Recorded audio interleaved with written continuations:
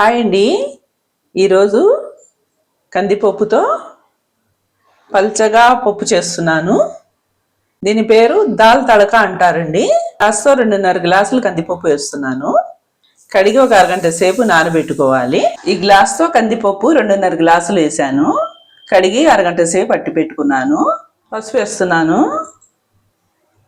ఇదిగోండి కందిపప్పు. ఈ రెసిపీకి కావాల్సిన ఐటమ్స్ అండి, మెయిన్ ఐటమ్స్. ఇది ఆనియన్స్ మీడియం సైజు ఒకటండి, టమాటా ముక్కలు చిన్న చిన్నగా చేసుకోవాలి ఇలాగా, కొత్తిమీర. ఇది తాలింపు గురించి అండి. కరివేపాకు, ఎండుమిర్చి, ఆవాలు, జీలకర్ర. ఒక టమాటా సరిపోతుందండి. స్టవ్ వెలిగించి కుక్కర్ పెట్టానండి. పప్పు ఉడికిస్తున్నాను. మీడియం ఫ్లేమ్లో పెట్టుకోవాలి. పప్పు ఇలా ఉడికిందండి. ఇప్పుడు తగినంత సాల్ట్ వేసుకోవాలి. 1 స్పూన్ కారం. సాల్ట్ కారం వేసాం కదండి పప్పులో, పప్పు గుత్తితో మెదుపుకోవాలి. మెత్తగా చేసుకోవాలండి. మెత్తగా అయిందండి. ఇప్పుడు వాటర్ పోస్తున్నాను. ఈ వీడియో చివరి వరకు చూడండి, నచ్చితే ఒక లైక్ చేయండి. వాటర్ పోసానండి. ఇలా పల్చగా ఇలా ఉండాలండి. అదే పప్పుచారు టైప్లోనే ఉంటుంది. ఇది కూడా చింతపండు వేయమంతే. ఒక పొంగు రానివ్వాలండి. స్టవ్ మీద పెట్టి, పప్పు స్టవ్ మీద పెట్టానండి కుక్కరు.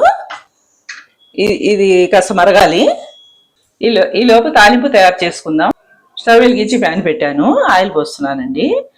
నెయ్యి వేస్తే ఇంకా చాలా బాగుంటుందండి.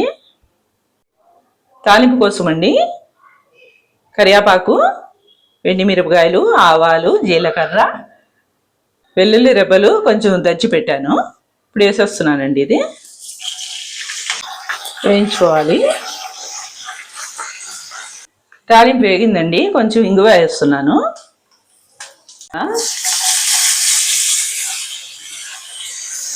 వేయించుకోవాలి.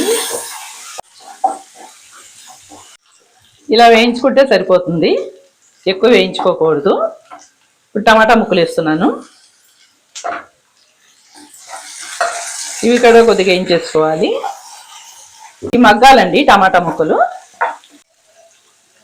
టమాటాలు మగ్గిపోయాయండి. తాలింపు కూడా రెడీ అయిపోయింది మొత్తం అంతా. ఇది ఇప్పుడు పప్పులో వేసేయడమేనండి. ఇది స్టవ్ ఆఫ్ చేస్తున్నా. పప్పు ఇలాగ మరుగుతుంది చూడండి. కొద్దిగా మరిగితే చాలండి, ఎక్కువ అవసరం లేదు మనకి. పప్పు రెడీ అయింది. ఇక తాలింపు దీంట్లోకి వేసేస్తున్నాను. ఇంకా దీంట్లో వేసేసుకోవాలి. ఇది దాల్ తడక అంటామండి. చింతపండు వేయకుండా తయారు చేస్తాం. ఇలాగా రుచిగా కూడా ఉంటుందండి. దాల్ తడక రెడీ అయిపోయింది. కొత్తిమీర వేస్తున్నానండి కొద్దిగా. ఈ రెసిపీ రైస్లో బాగుంటుందండి.